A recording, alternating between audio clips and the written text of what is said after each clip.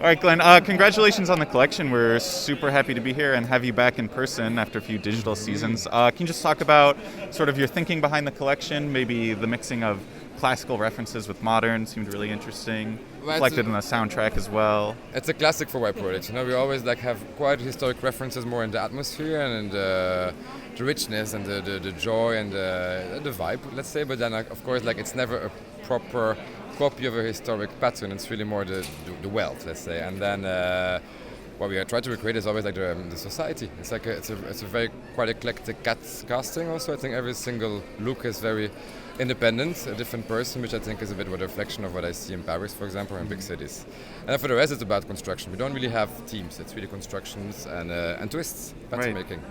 Yeah, one of the things I always think about with Y Project is that sort of rather going for a new theme, completely reinventing yourself each season. It's sort of really always developing on a lot of the same sort of structural ideas, pushing them further each time. Can you talk about sort of how you were thinking about that with this collection? Well, it's always going deeper and deeper into stories we develop. We do all the pattern making in house.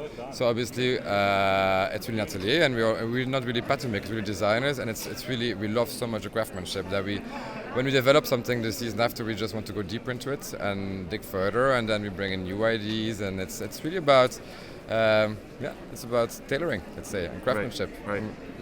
You've been doing, I guess, sort of gender fluid co-ed collections for a couple seasons now, and it seems like, are you going to keep sticking with it? And if so, what do you like about that format?